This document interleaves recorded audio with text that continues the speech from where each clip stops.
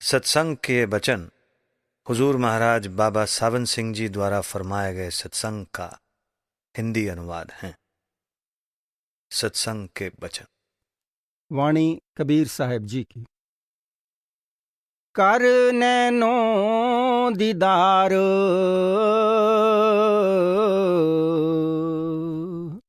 महल में प्यारा है,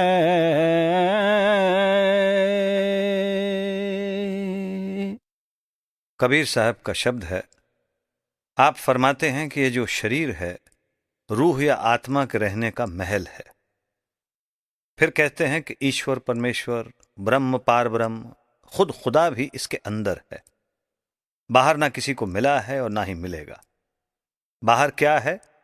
कागज, पत्थर और पानी। तीर्थों पर पानी है, मूर्तियां पत्थर से बनी हुई हैं और किताबें कागज की हैं। और तो कुछ नहीं, लेकिन जो ग्रंथ पोथियां वेद शास्त्र हैं ये सारे नाम की महिमा करते हैं। किताबों में नाम की महिमा है, उनमें नाम या परमात्मा खुद नहीं। वो तो तुम्हारे अंदर है। वो जब भी मिलेगा अपने अंदर ही मिलेगा, बाहर नहीं। अब कहते हैं कि तुम इस शरीर रूपी महल में दाखिल हो जाओ। तुम्हारा परमात्मा तुम्हारे अंदर है। अंदर आंखों से ऊपर चढ़ो और उसके प्रत्यक्ष दीदार करो। काम क्रोध मद लोभ बिसारो,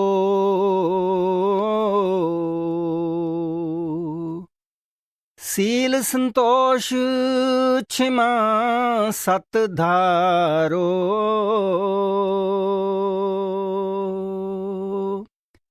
कहते हैं कि अगर अंदर जाना है, उससे मिलना है, तो पहले अपने दिल को साफ करो और ये चीजें छोड़ दो। यानी सबसे पहले काम को छोड़ दो, क्योंकि कामी पुरुष अंदर नहीं जा सकता। काम और नाम की दुश्मनी है। जिस हृदय में काम है वहां नाम असर नहीं करता। नाम हमें ऊंचे रूहानी मंडलों पर ले जाता है, जबकि काम में रूह नीचे गिरती है और क्रोध में रूह फैलती है। इसलिए हमें क्या करना है? एकाग्रता यानी कंसंट्रेशन से रूह को समेटकर ऊपर ले जाना है। इसलिए क्रोध भी छोड़ दो।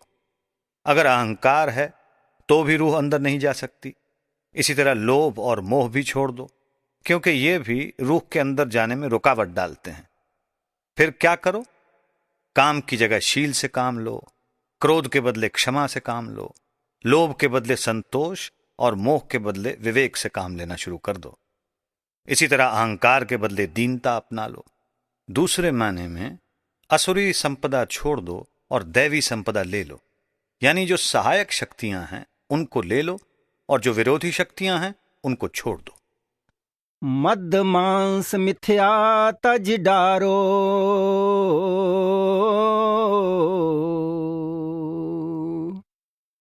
हो ज्ञान घोड़े असवार भरम से न्यारा है।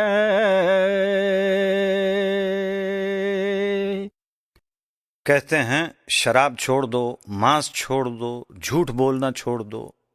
इन तीनों को छोड़कर फिर अंदर जाओ। अगर इन तीनों में से एक भी चीज है तो रूह अंदर नहीं जा सकती। धोती नेती बस्ती पाओ,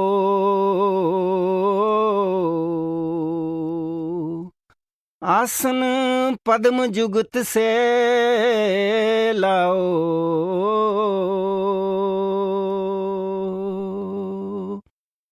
आंखों से नीचे नीचे संतों का अपना मार्ग नहीं। आई समझ? ये कबीर साहब इसलिए कह रहे हैं कि कोई ये ना कहे कि संत आंखों से ऊपर चले गए, नीचे का उन्हें पता ही नहीं है।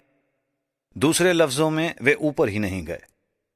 गुरु नानक देव जी और अन्य संतों ने गैर जरूरी समझते हुए नीचे का हाल बयान नहीं किया है, मगर कबीर साहब ने नीचे और ऊपर दोनों का हाल बयान किया है।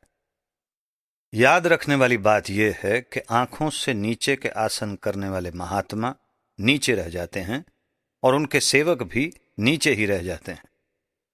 अब कबीर साहब हठ योग के 3 साधनों का वर्णन कर रहे हैं: धौती, बस्ती और नेति। धौती में करीब 3 अंगुल चौड़ा और 8-10 हाथ लंबा मलमल का कपड़ा लेकर पानी में भिगोकर निगल जाते हैं और थोड़ी देर रुकने के बाद वापस बाहर निकाल देते हैं। इससे आंतों की मैल दूर हो जाती है। बस्ती कहो या अनीमा, इसमें नीचे से पानी चढ़ाकर वो खाना जो पखाना बन चुका है बाहर निकाल देते हैं। अब अंदर कोई मैल नहीं रही। नेति क्या, एक रेशम का डोरा होता है, उस पर मोम लगा लेते हैं, वो नाक के एक सुराख से चढ़ाकर उसका सिरा मुंह के बीच में से निकाल लेते हैं। इससे जो दिमाग की बलगम होती है निकल जाती है। अब योगी प्राणायाम शुरू करते हैं। क्या? पूरक, कुंभक और रेचक। पूरक श्वास का भरना, कुंभक ठहराना और रेचक खाली करना है। अब 8 किस्म का कुंभक और 8 ही किस्म का रेचक है। इनका अपना अपना हिसाब होता है और फिर इसे बढ़ाते चले जाते हैं। कई कई घंटे श्वास नहीं लेते। कुंभक कर रेचक करवाओ,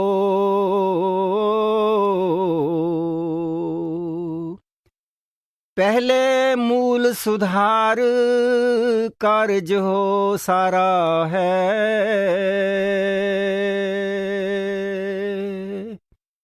कहते हैं योगी मूल चक्र पर बैठकर पद्मासन लगाकर सांस भरते, ठहराते और खाली करते हैं। पद्मासन ये है, एक पैर उठाकर दूसरे पर और दूसरे पैर को पहले पर रखकर आलथी पालथी मारकर बैठ जाना। फिर तवज्जह यानी ध्यान कहाँ रखते हैं? मूल चक्र में। मूल चक्र गणेश चक्र को कहते हैं। मूल कंवल दल चतुर बखानो,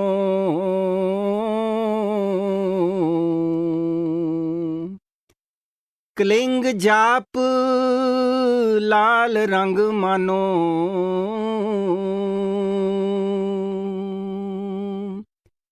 मूल चक्र या गुदा चक्र 4 दल का कमल है। यहां योगी कलिंग कलिंग का जाप करते हैं। गुदा चक्र का वर्ण यानी रंग लाल है, यानी यहां की जो रोशनी है वो लाल है, और जो देवता या मालिक है वो गणेश है। देव गणेश तहारो पाथानो,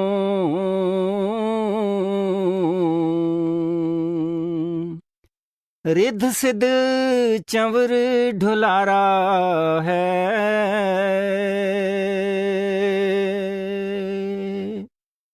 जब मूल चक्र को पार कर लो तो रिद्धियां, सिद्धियां, शक्तियां आ जाती हैं। हिंदुओं में जैसे ये कहा जाता है कि पहले गणेश की पूजा कर लो, ये मुख्य पूजा है। इसका अर्थ है कि अगर गणेश की पूजा करो तो मनोरथ सिद्ध यानी पूरे हो जाते हैं। अब पंडित तो कहते हैं कि गणेश की पूजा करो, मगर होता क्या है, उधर दुकान खोलनी है और इधर पूजा भी करनी है। क्या करते हैं? कहते हैं बुलाओ पंडित जी को। वो पंडित जी मूर्तियां ले आते हैं। अगर मूर्तियां नहीं लाते हैं तो गुड़ की डली पर धागा लपेट लेते हैं, पूजा हो गई। जब दुकान खोली वो चली नहीं तो कहते हैं कि जी पूजा तो की लेकिन बना कुछ नहीं। बने क्या? पूजा की या क्या किया? असली पूजा तो प्राणायाम करके अंदर जाना और गणेश जी के दर्शन करना था, वो किया नहीं। फिर मिले क्या? गणपति के दर्शन करने से रिद्धियां सिद्धियां हासिल हो जाती हैं और उनकी बदौलत दुनिया की चीजें मिल जाती हैं। ये जो रिद्धियां सिद्धियां हैं ये करामाते हैं। संतमत वाले इधर नहीं जाते। जो रिद्धियों सिद्धियों वाले महात्मा हैं उनके पास क्या होता है? कोई पुत्र देता है, कोई धन देता है, कोई। जो संतों के सत्संगी हैं वे इन चीजों को नहीं छेड़ते, ना ही वे संतों से करामाते मांगते हैं। संतों से करामाते मांगना बेवकूफी है। स्वाद चक्र शट दल विस्तारो,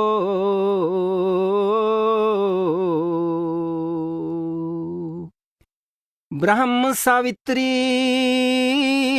रूप निहारो,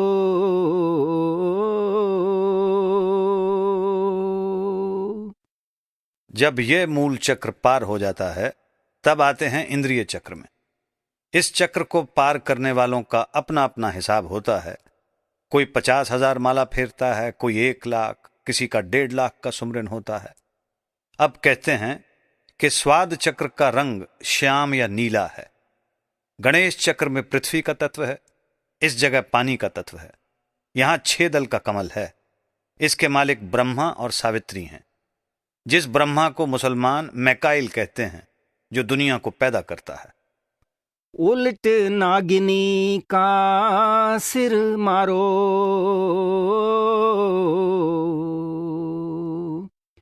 तहाँ शब्द ओंकारा है।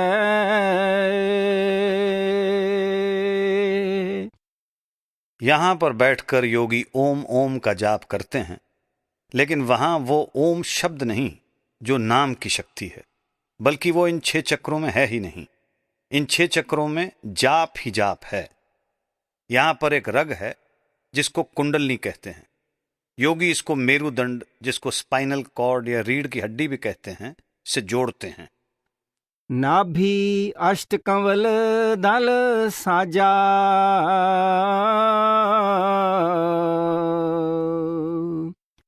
श्वेत सिंहासन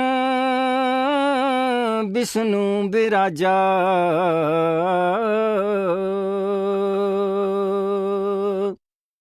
नाभि में 8 दल का कमल है जिसका प्रकाश सफेद है और उसका मालिक विष्णु है। अब जो लोग कहते हैं कि विष्णु सृष्टि को पालता है, ठीक कहते हैं। इसका मतलब यह है कि जो खाना पेट में जाता है उसका रस निकलकर ताकत बनती है। यहां पर नसें होती हैं, कोई नस हाथ की ओर जाती है, कोई कान की ओर, कोई नाक की ओर, कोई आंख की ओर, कोई किधर कोई किधर। उनके जरिए सारे शरीर को ताकत मिलती है।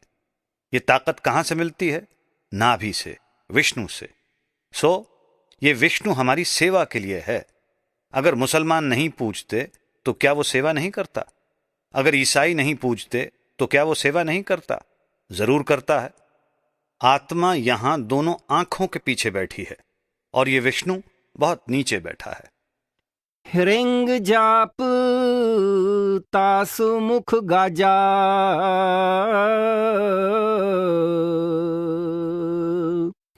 लक्ष्मी शिव आधारा है।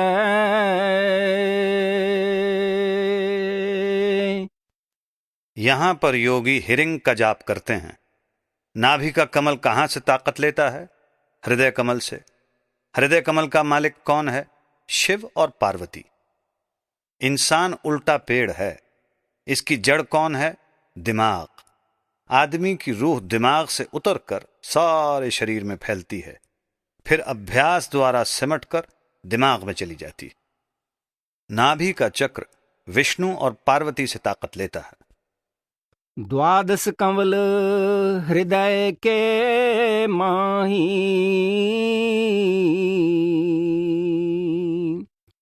जग गौर शिव ध्यान लगाई।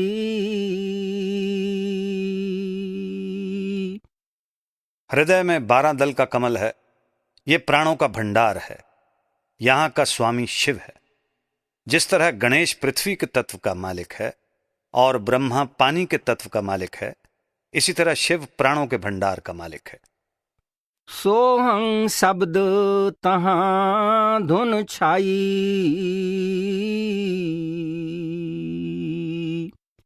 गान करें जय जयकारा है।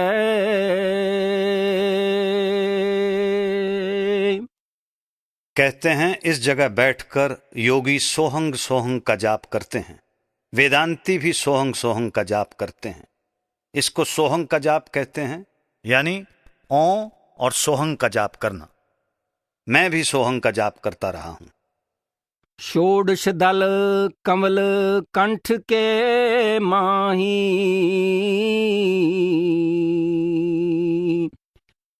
तेहि मध बसे विद्या बाई।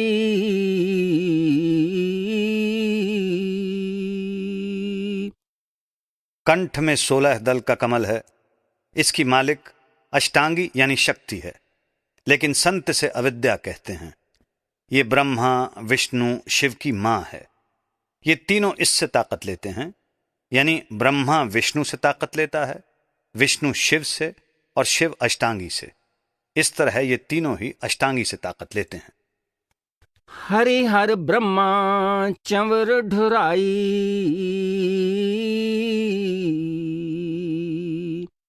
जहां श्रृंग नाम उचारा है। ब्रह्मा, विष्णु और शिव इससे ताकत लेते हैं और चमर ढुलाते हैं। इसको अष्टांगी देवी कहते हैं। यहाँ का जाप श्रृंग है। ता पर कंज कंवल है भाई,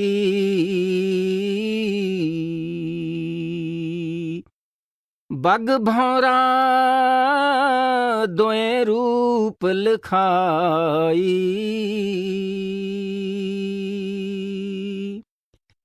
निज मन करत तहाँ ठकुराई,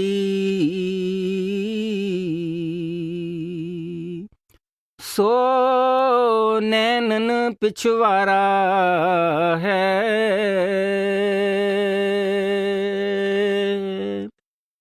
दोनों आंखों के बीच में कंज कमल है। इसको हम दिव्य चक्षु कहते हैं।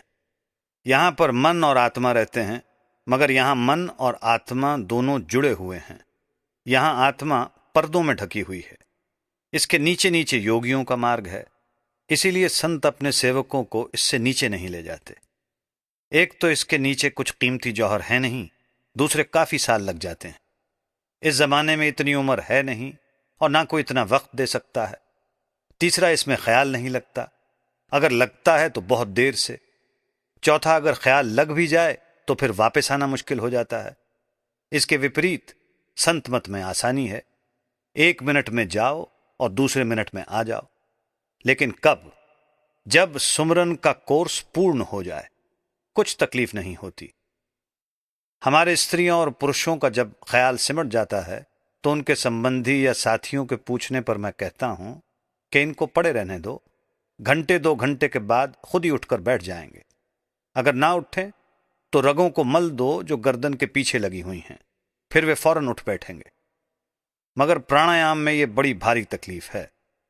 अगर अभ्यासी का ख्याल लग जाए तो फिर वापस आना मुश्किल हो जाता है। अब कहते हैं कि दोनों आंखों के बीच में जो स्थान है उसको अष्टदल कमल भी कहते हैं। कंवलन भेद किया निर्वारा,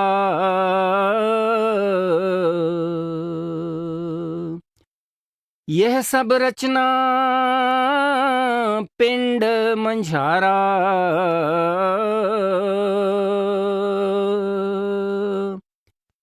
शरीर के 4 हिस्से हैं, पिंड, अंड, ब्रह्मांड और सचखंड। दोनों आंखों तक पिंड है, इसके ऊपर अंड, ब्रह्मांड और सचखंड हैं। ब्रह्म तक प्रलय होती है और सोहंग तक महाप्रलय होती है। सचखंड वो देश है जहां न प्रलय होती है और ना ही महाप्रलय। जो ब्रह्म की मुक्ति है वो बेशक युग पर्यंत है, मगर क्या हुआ अगर लाखों साल बाद भी आना पड़ा। इसके विपरीत जो संतों की मुक्ति है वो हमेशा के लिए है। इसलिए संत उस मुक्ति को मांगते हैं और अपने सेवकों को भी दिलाते हैं। जो 6 चक्र हैं ये पिंड देश में हैं। अब कबीर साहब ऊपर का यानी अपना मत बयान करते हैं। सतसंग कर सतगुर सिर धारा, वह सतनाम उचारा है। जब हम सतगुरु की संगति में गए, उसने बताया कि तुम्हारा देश सचखंड है। अब योगियों की आखिरी हद यहां से 6ठे चक्र तक है। कोई कोई योगीश्वर ब्रह्म तक गया है। सो जो योगियों की आखिरी हद है वहां से हमारे संत मत की हद शुरू होती है। हमारी मंजिलें ऊपर हैं। यहां पिंड देश में स्थूल शरीर और स्थूल माया है। सहस्रदल कमल में सूक्ष्म शरीर और सूक्ष्म माया है। ब्रह्म में कारण शरीर और कारण माया है।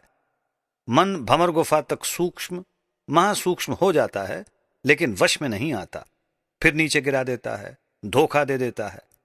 सतगुरु का उपदेश है कि इस भंवर गुफा से ऊपर आ जाओ। आंख कान मुख बंद कराओ,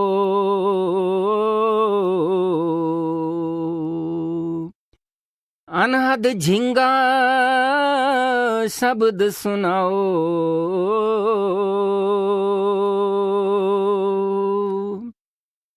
संतों का मत ये है कि जब यहां दोनों आंखों के बीच बैठकर अभ्यास करोगे तो सारी चेतन सत्ता शरीर से निकलकर ऊपर मस्तक में आ जाएगी, शरीर मुर्दा हो जाएगा।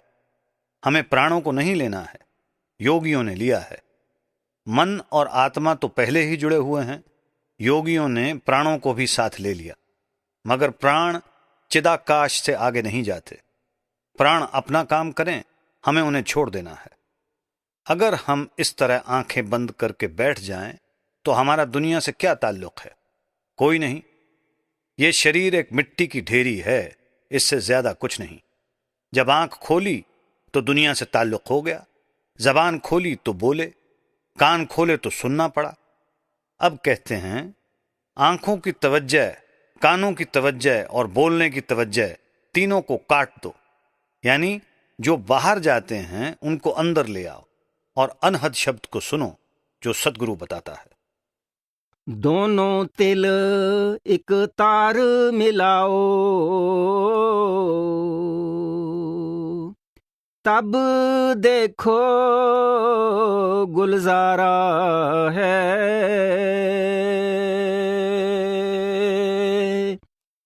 जब हम अभ्यास करेंगे, दोनों आंखों की ज्योति तीसरी आंख में आ जाएगी। सुमरन से सुरत को अंदर ले जाओ, अंदर तीसरी आंख में प्रकाश हो जाएगा। कई असलियत से बेखबर मजहब वाले आंख की रोशनी को देखते हैं। गीता में श्री कृष्ण भगवान जी कहते हैं कि नाक के अग्रभाग को देखो, रोशनी आ जाएगी, लेकिन वो रहनुमाई नहीं करेगी। कई सत्संगियों को अपनी शक्ल दिखाई देती है। मैं कहता हूं कि खबरदार, उसका ध्यान नहीं करना। वो अपना स्वरूप बहुत रोशनी देता है। जो भी देखता है कह उठता है अहम ब्रह्मास्मि, यानी मैं ब्रह्म हूं, और वहीं रह जाता है। वेदांतियों की हद यहीं तक है। कोई कोई ब्रह्म तक गया, मगर कह उठा अहम ब्रह्मास्मि। वेदांत के 3 स्टेशन हैं, नेत्र, हृदय और कंठ। वेदांती तो सूक्ष्म देश सहस्त्रदल कमल में भी नहीं गए, मगर कहते हैं कि हम ब्रह्म हैं, हमारे सिवाय और कुछ नहीं। मिसाल के तौर पर एक मजदूर कहता है कि मैं बादशाह हूं, तो वो बादशाह तो नहीं बन जाता। इसी तरह ब्रह्म कहने से आदमी ब्रह्म तो नहीं हो सकता। जो व्यास, वशिष्ठ जैसे योगीश्वर ज्ञानी हुए हैं, उन लोगों की चढ़ाई थी। आजकल के बहुत से नए वेदांती ना अभ्यास करते हैं ना चढ़ाई, जबानी कह देते हैं हम भी ब्रह्म, तुम भी ब्रह्म, मन को तो काबू नहीं करते। सो कहते हैं जब दोनों आंखों की रोशनी तीसरी आंख में आ जाएगी, तब अंदर रोशनी पैदा हो जाएगी। संतों की शिक्षा तीसरे तिल से शुरू होती है। चंद सूर एक घर लाओ,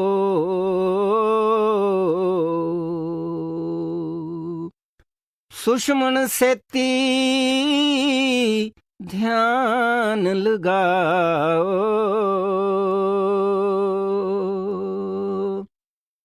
पहले रोशनी आएगी, फिर सूरज और चंद्रमा आएंगे।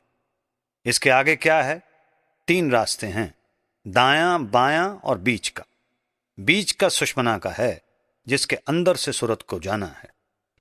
त्रिवेणी के संध समाओ,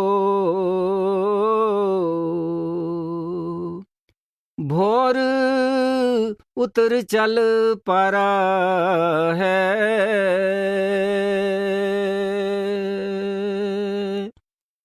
ये सूक्ष्म इशारा दिया गया है, वर्णन तो बहुत लंबा है। यही गुरु नानक देव जी कहते हैं पूरब होए पच्छम को तावै, रवि सस दोहां एक तर मिलावै।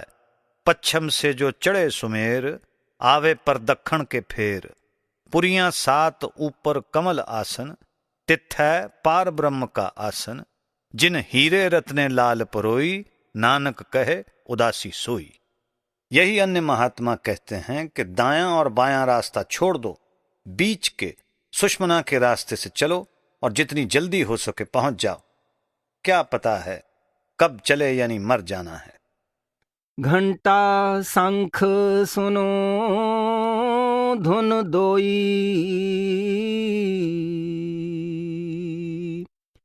सहस कंवल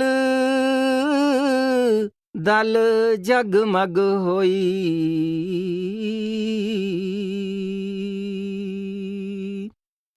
जब सतगुरु का ध्यान करते हुए अंदर जाओगे सूरज चंद्रमा का मंडल पार करोगे तो ऊपर से 10 किस्म की धुनें आएंगी। उनमें कशिश है। आप उनमें से घंटे और शंख की धुन पकड़ लो। जो सहस्दल कमल है वहां 1000 बत्ती की बहुत खूबसूरत ज्योत है। बहुत सारे योगी उस ज्योत पर मस्त हुए बैठे हैं। उनका ये आखिरी देश है। तामध करता निरखो सोई, बंकनाल धस पारा है।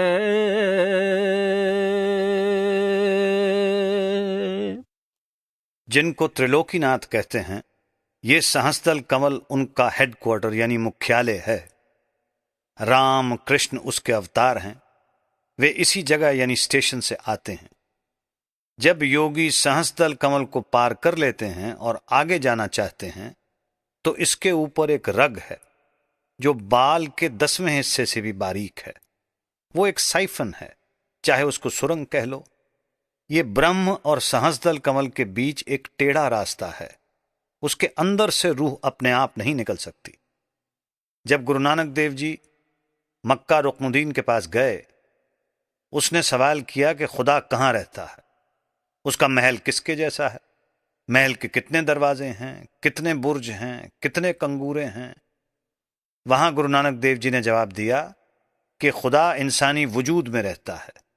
इस महल के 12 बुर्ज हैं, 3 सीधे हाथ के यानी एक हाथ, दूसरा हाथ से कोहनी तक, तीसरा कोहनी से कंधे तक, 3 उल्टे हाथ के, 3 दाईं टांग के, 3 बाईं टांग के।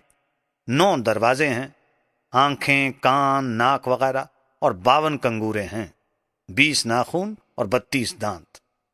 फिर कहते हैं, उच्चे खासे महल ते देवे बांग खुदाए, सुत्ते बांग न सुन सकन, रहया खुदाए जगाए।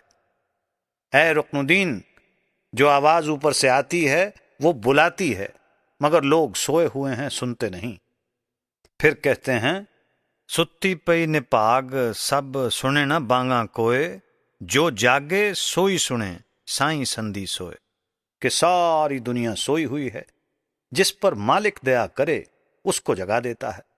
फिर कहते हैं, राह खुदाए पी हावला वालों 10वें पाए, हाथी जाए न सकनी हम में रखे अड़ाए। कि वो बाल से भी बारीक रास्ता है, मन हाथी है। इस बारीक रास्ते से कैसे निकल सकता है? जब ये मन बारीक, नम्र और निर्मल हो जाए तब निकल सकता है। डाकिनी साकिनी बहों किलकारें,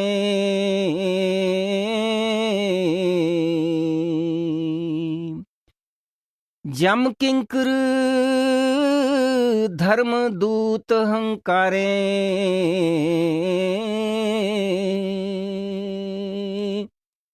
अब सहस्दल कमल में बेशुमार रिद्धियां, सिद्धियां, शक्तियां हैं।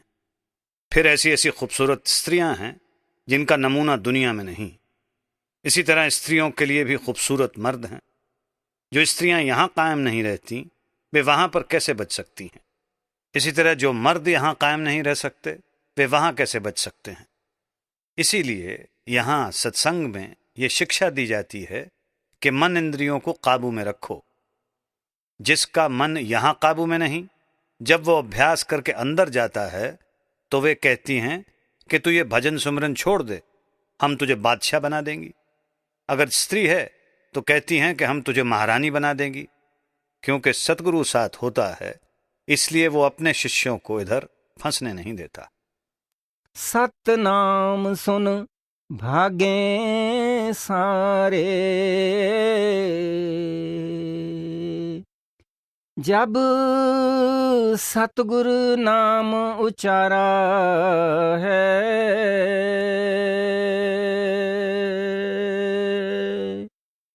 बस सिर्फ जो मंत्र सदगुरु देता है उसको जपो, कोई पास नहीं आएगा। ना यमदूत पास आते हैं, ना धर्मराय पास आता है, और ना काल नजदीक आता है। गगन मंडल विच उर्ध मुख कुइया,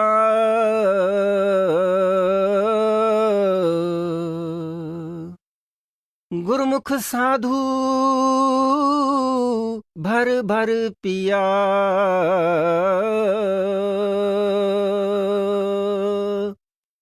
कहते हैं ये ब्रह्म का देश है।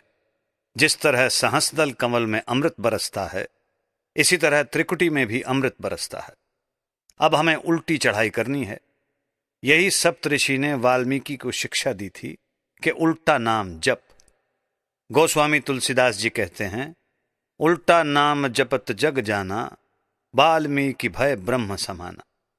कि उल्टा नाम जप कर वाल्मीकि ब्रह्म में पहुंच गया। लोग कहते हैं कि राम राम का उल्टा मरा मरा कहकर ब्रह्म में पहुंच गया। यह गलत है। जब हम ब्रह्म में पहुंच गए, वहां एक उल्टा कुआं है जिसमें अमृत है।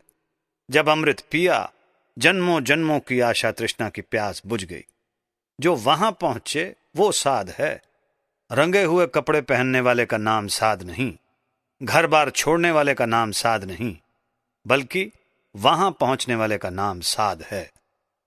निगुरे प्यास मरे बिन किया,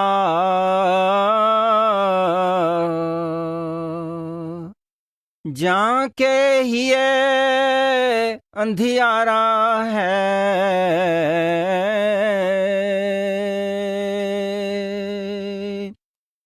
कहते हैं जिन जिन को कोई गुरु मिला, उसने नाम दिया, ये मेहनत करके अंदर गए, ये दौलत उनके लिए है। जो अंदर नहीं गए उनके लिए नहीं। वैसे ये दौलत चोरों, ठगों और अन्य ऐब पाप करने वालों के अंदर है, मगर उनको कोई कदर नहीं। पहाड़ों में हजारों लाखों हीरे जवाहरात हैं, मगर वहां उनका कौड़ी जितना भी मूल्य नहीं। जब जौहरी की दुकान पर लाए गए तो उनकी हजारों लाखों रुपए कीमत आंकी गई। त्रिकुटी महल में विद्या सारा,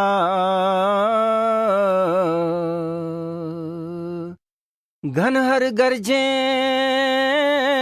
बजे नगारा।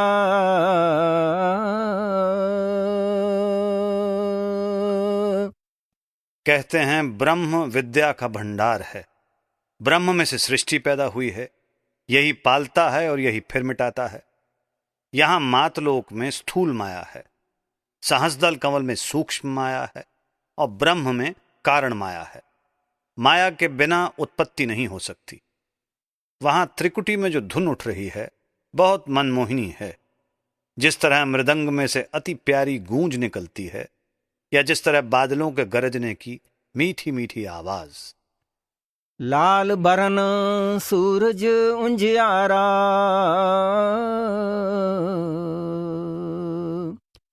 चतुर कंवल मंझार शब्द ओंकारा है।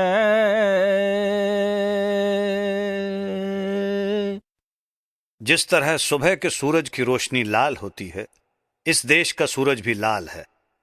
इस दुनिया के 1000 सूरज इकट्ठा कर लो तो वहां का एक सूरज बनता है।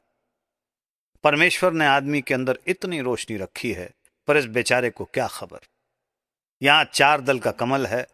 जो 4 वेदों के ऋषियों ने 4 महावाक्य लिए हैं, वो यहां से लिए हैं।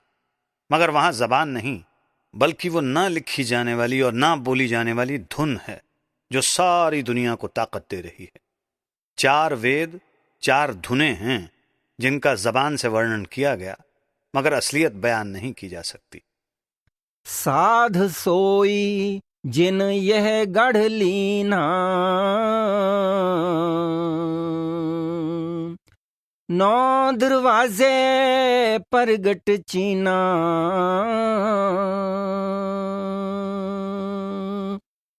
जो अपनी रूह को 9 द्वारों में से निकालकर सहस्रदल कमल में ले आए, फिर सहस्रदल कमल में से निकालकर ब्रह्म से ऊपर यानी पार ब्रह्म में ले आए, वही साध है। जो पूर्ण साधना करे वही पूर्ण साधु है। सिर्फ रंगे हुए कपड़े पहनने से साधु नहीं बन जाता। 10वां खोल जाए जिन दीना, जहां कुफल रहा मारा है। आगे से तो सुन है भाई,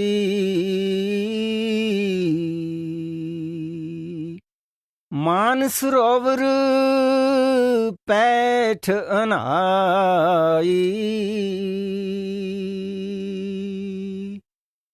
अब 10वां द्वार आ गया। इसकी रोशनी सफेद है।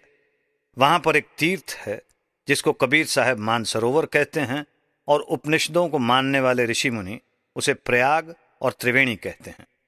आदमी के अंदर ही गंगा है, अंदर ही यमुना है, अंदर ही सरस्वती है। जहां पर इनका संगम होता है उसे प्रयाग कहते हैं। ऋषि मुनियों ने अंदर देखा है, लेकिन लोगों ने बाहर गंगा यमुना सरस्वती के संगम का नाम प्रयाग रख दिया।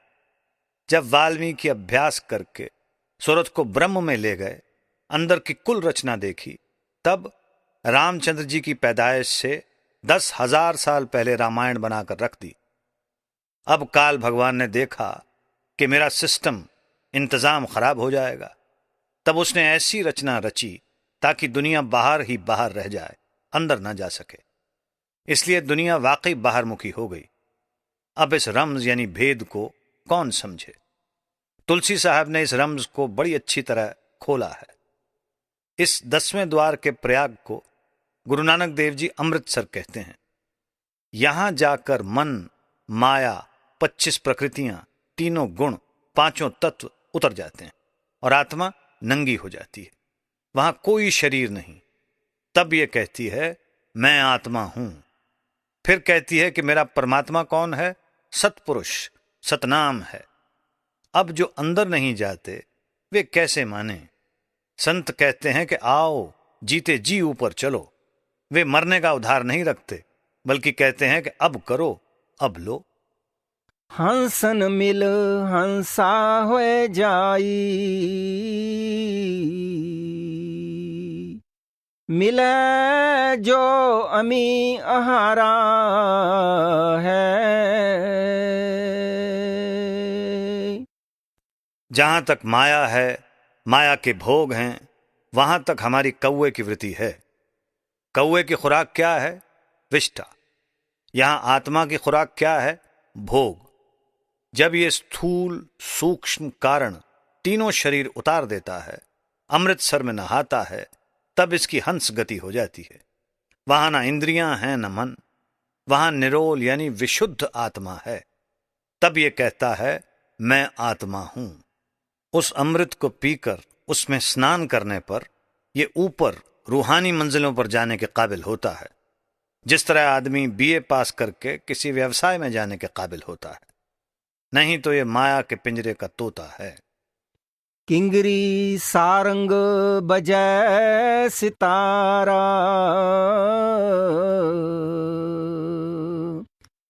अक्षर ब्रह्म सुन दरबारा।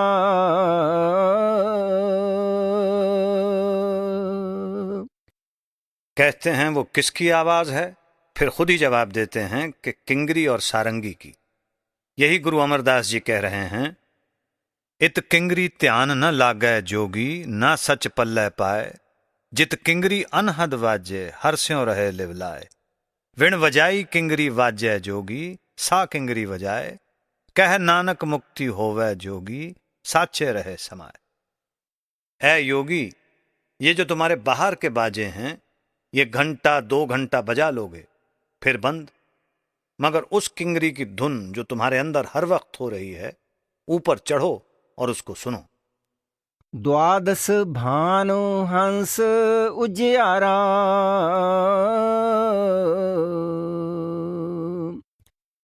खटदल कंवर मंझार, शब्द रंकारा है।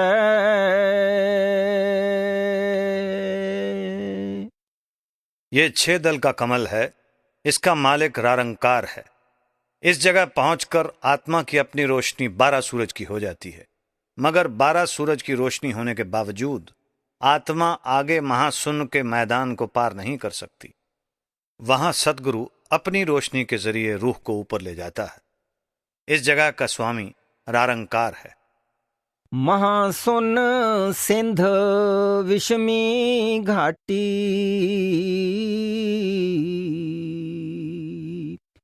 बिन सतगुर पावे नहीं बाटी।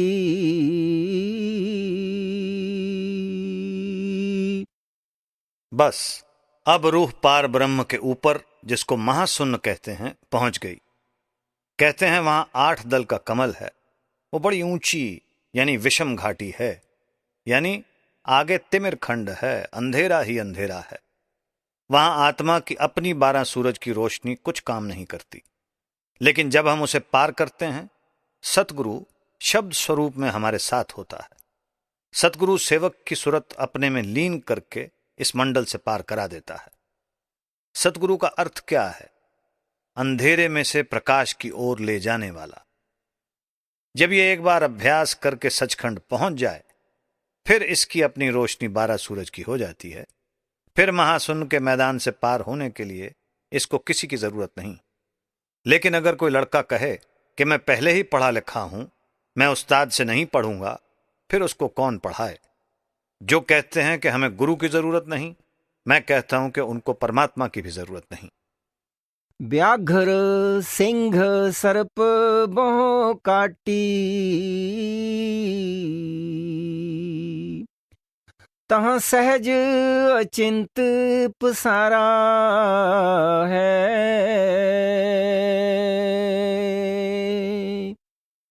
जिस तरह सहस्त्रदल कमल में जिज्ञासु को विरोधी शक्तियां प्यार से समझाती हैं कि हमारा कहना मान, आगे मत जा, हम तुम्हें यहां का बादशाह बना देंगे और अन्य भोगों के सामान दे देंगे, इसी तरह यहां पहुंचकर वे विरोधी शक्तियां डराती हैं।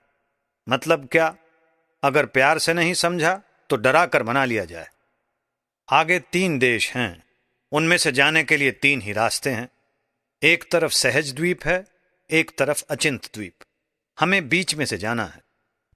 अष्टदल कमल पार ब्रह्म भाई, दहने द्वादश चिंत रहाई।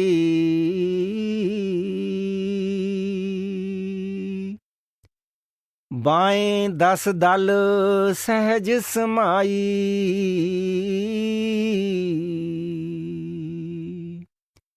यों कंवलन निर्वारा है। इस जगह 8 दल का कमल है। दाहिनी तरफ जो अचिंत द्वीप है, उसमें 12 दल का कमल है। बाईं तरफ सहज द्वीप है, जिसके अंदर 10 दल का कमल है। जो जो महात्मा अंदर गया, अपनी अपनी वाणी में निशानी देता गया। अब ये कबीर साहब निशानी देते जाते हैं।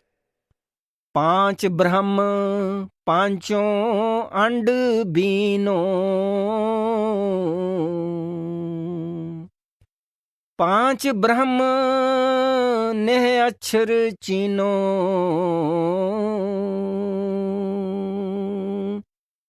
कहते हैं महाशून्य के अंदर 5 बड़े बड़े भारी खंड हैं।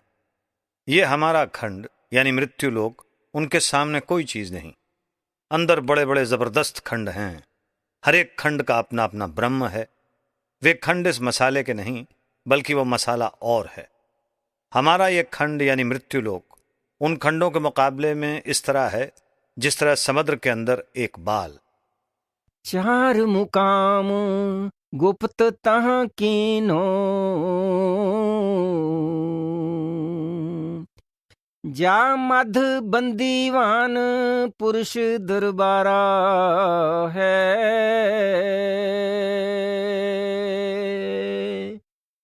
आगे 4 मुकाम हैं जिन्हें संतों ने अभी तक नहीं खोला। वे देखने से ही ताल्लुक रखते हैं। जो जो रूहें इन मुकामों में रहती हैं, उन्हें बंदीवान कहा गया है। उन्हें यहां कोई तकलीफ नहीं, सिवाय इसके कि ऊपर नहीं जा सकती। मगर उनकी आजादी का भी एक जरिया है। जिन जिन रूहों को मृत्युलोक से संत कमाई करवा कर अपने साथ ले जाते हैं, उनके आगे वो महाशून्य की रूहें प्रार्थना करती हैं कि अपने सदगुरु के आगे हमारी सिफारिश करो कि हमें भी ऊपर ले जाएं। वे संत चाहें तो उन रूहों को साथ ले जा सकते हैं। अब जिन रूहों को पार ब्रह्म तक का गुरु मिला वे वहां ही रह गईं, आगे नहीं जा सकीं। इसलिए संत कहते हैं कि पूरा गुरु ढूंढो। अब जिन्हें ब्रह्म तक का गुरु मिला वे ब्रह्म में ही रह गईं। सो कहते हैं कि जिस तरह हम रात को लालटेन से अपना काम करते हैं, उसी तरह रूहें अपनी अपनी रोशनी से अपना काम करती हैं। उन्हें नाम का आधार है, लेकिन वे सतपुरुष यानी सतनाम में नहीं जा सकती। दो पर्वत के संध निहारो,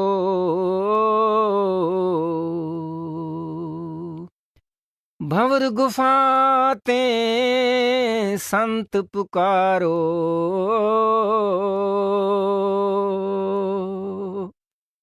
आगे दो पर्वतों के बीच में एक शहर आता है जिसे भंवर गुफा कहते हैं। हंसा करते केल उपारो, तहाँ गुरुन दरबारा है।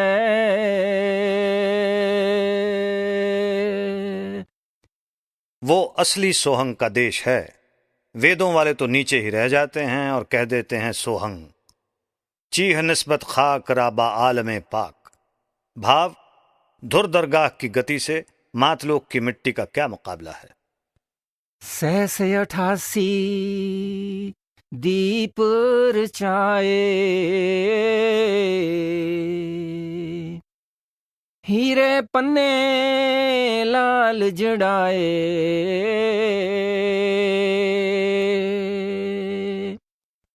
कहते हैं वहां 88,000 द्वीप हैं जिनके अंदर वे रूहें रहती हैं जो कि कभी जन्म मरण के अंदर नहीं आईं। उन द्वीपों और रूहों की खूबसूरती का हम वर्णन नहीं कर सकते। ज्यादा से ज्यादा हीरे, पन्ने और लालों की मिसाल दे सकते हैं, मगर ये तो जड़ हैं। इसके विपरीत वो कोई और चीज है। मुरली बजत अखंड सदाए,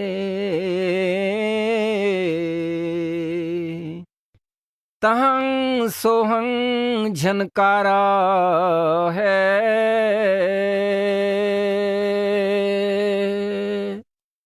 वहां सोहंग की आवाज है। उस स्थान को सोहंग कहते हैं।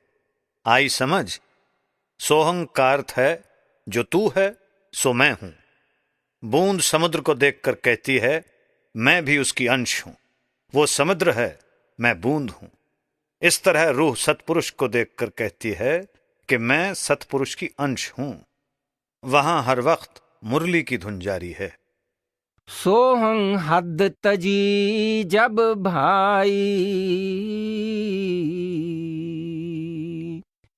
सतलोक की हद पुनि आई।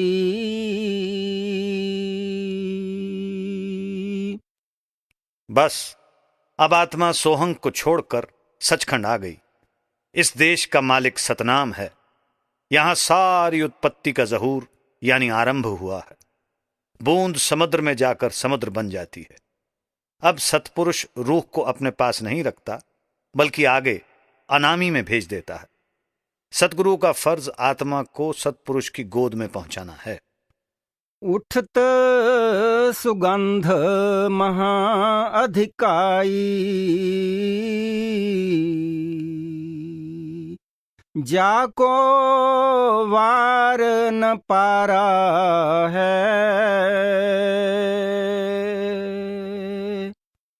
वो देश यानी सचखंड पहले दर्जे का खूबसूरत देश है। वहां अपार सुगंध है, अपार खुशी है। मतलब यह कि वो अनंत प्रेम का देश है। उसकी इस मंडल यानी संसार में कोई भी मिसाल नहीं। षोडश भानु हंस को रूपा, बीना सत धुन बजे अनुपा।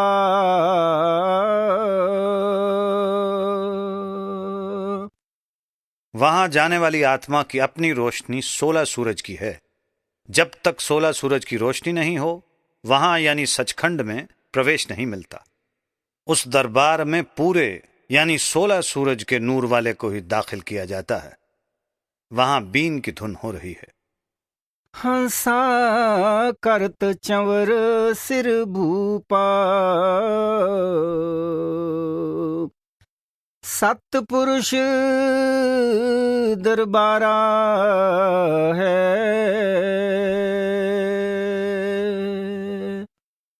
ब्रह्म तक रचना प्रलय में मिट जाती है और सोहंग तक महाप्रलय में। ये सतनाम का देश है जहां न प्रलय जाती है न महाप्रलय। जब हम इस देश में पहुंच जाएंगे वहां न जन्म है न मृत्यु, न दुख है न सुख। अब जो सहस्त्रल कंवल में ही रह गए वे बेचारे इस लाफानी देश की लीला को क्या समझें। जिन्होंने 10वीं कक्षा पास की है उन्हें BA MA की क्या खबर। कोटिन भानु उदय जो होई, एते ही पुनि चंद्र लखोई।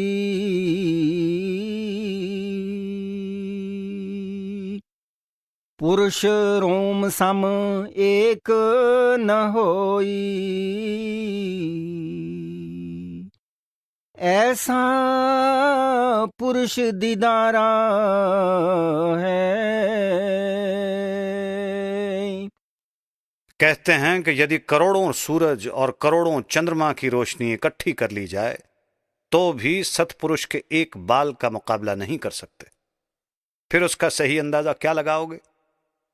अब ये सारे सामान परमात्मा ने इंसान के अंदर रखे हुए हैं। देखो ये कितनी कीमती मशीन है मगर दुनिया को कोई खबर नहीं। आगे अलख लोक है भाई, अलख पुरुष की तहाँ ठकुराई।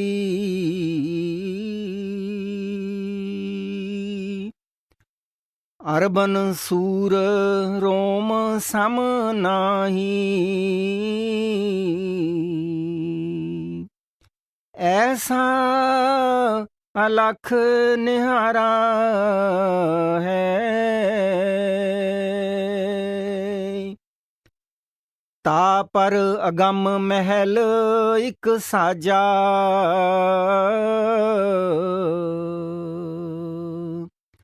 अगम पुरुष ताही को राजा।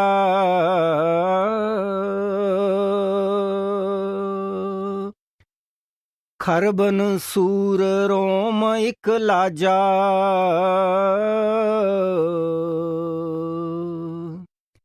ऐसा अगमय पारा है।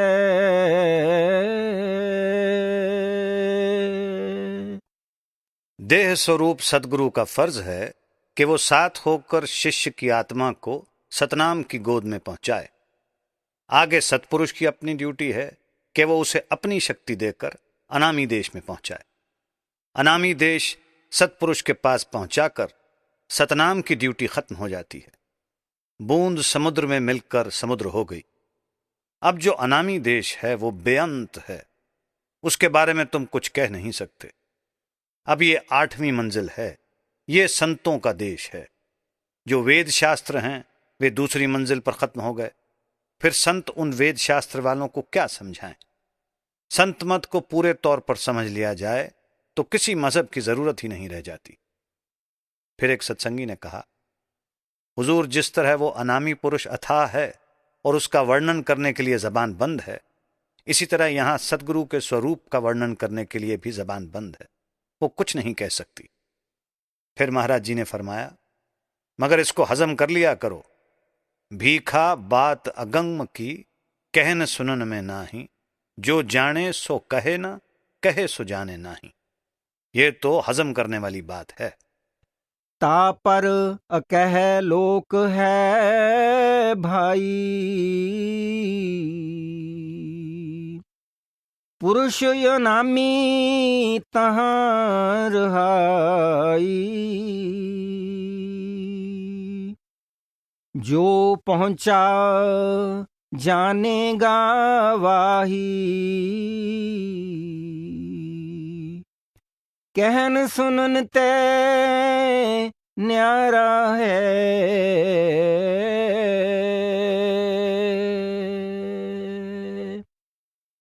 काया भेद किया निर्बारा, यह सब रचना पिंड मंझारा।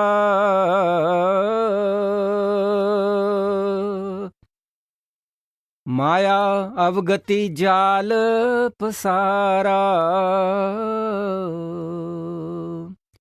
सो कारीगर भारा है। इसके ऊपर अकह लोक है, जिसको अनामी भी कहते हैं। यहां पहुंचकर सारे संत महात्मा चुप हो गए। अब कबीर साहब कहते हैं कि शरीर के अंदर जो रचना रची हुई है, मैंने उसका बयान कर दिया है। ये बात समझने वाली है। आदमी के अंदर तो सब कुछ मौजूद है, लेकिन विरोधी ताकतों ने उस पर पर्दा डाला हुआ है। विरोधी शक्तियां कौन सी हैं? माया और काल। जिनकी लोग पूजा करते हैं वही उन्हें खाते हैं। माया और काल हमारे रास्ते की रुकावट हैं। काल आत्मा को बना नहीं सकता, काबू में रख सकता है और आत्मा को बाहर नहीं जाने देता। वैसे स्वर्ग भी देता है, बैकुंठ भी देता है। संत आकर इसका पर्दा फाड़ देते हैं। वे कहते हैं, हे शिष्य, तुझे जीते जी प्रलय महाप्रलय से आगे सचखंड ले चलते हैं। अब काल ने क्या धोखा दिया है और माया ने क्या, ये आगे कहते हैं। आदि माया कीनी चतुराई, झूठी बाजी पिंड दिखाई।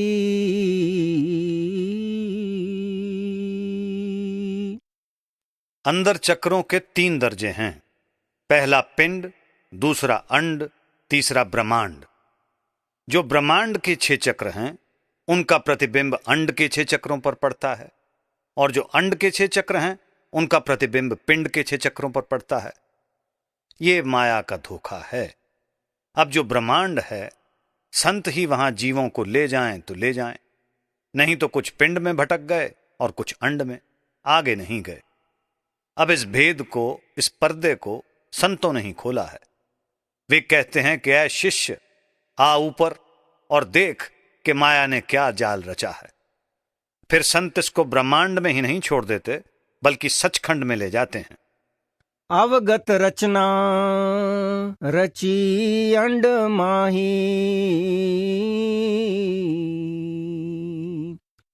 ताका प्रतिबिंब डारा है।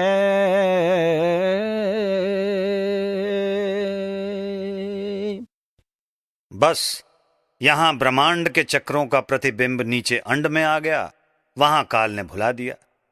यहां पिंड में अंड का प्रतिबिंब दिखाकर माया ने भुला दिया। शब्द विहंगम चाल हमारी,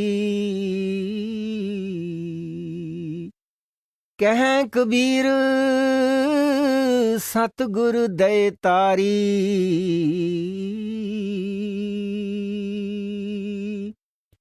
अब अभ्यासी जिस वक्त अभ्यास करना शुरू करता है, उसे क्रमवार 4 चालें अपनानी पड़ती हैं। पहली चींटी चाल, दूसरी मकड़ी चाल, तीसरी मीन चाल और चौथी विहंगम चाल। पहले सुमरन द्वारा आत्मा 9 द्वारों में से बहुत धीरे धीरे निकलती है। जिस तरह चींटी बड़ी मुश्किल से दीवार पर चढ़ती है, गिर जाती है, फिर चढ़ती है, फिर गिर जाती है। ये बड़ा लंबा कोर्स है। यहां प्रेम और विश्वास का काम है।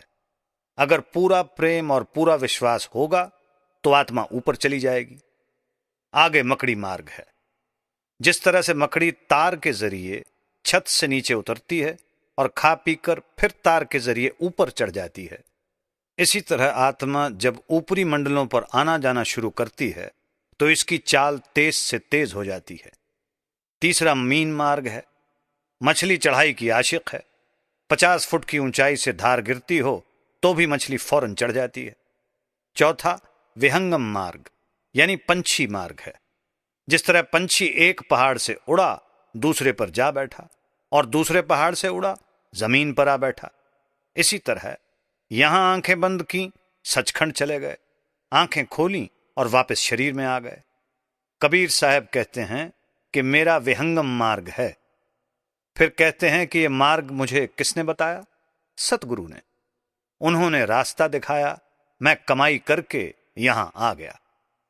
खुले कपाट शब्द झनकारी, पिंड अंड के पार स्वदेश हमारा है।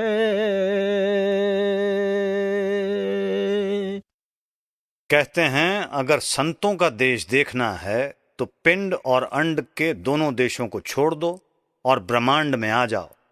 फिर सचखंड में चलो, उस देश में माया का दखल नहीं। शब्द बेहंगम चाल हमारी,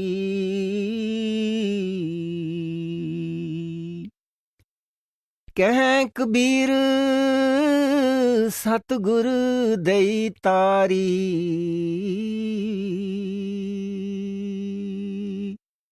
खुले कपाट शब्द झनकारी,